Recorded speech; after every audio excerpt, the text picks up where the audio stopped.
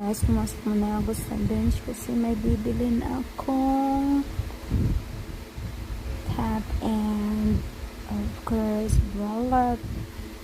Kasi gusto ko yung mga ano nila, mga wallet nila kasi magandang quality. Kasama ko ang aking anak, of course. So the price just fine. The price is okay.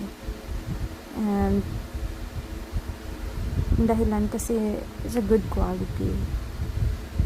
Tsaka sa kanila ko na talaga nabibili yung mga top na sabi ko yung gusto ko na Turi. Okay na?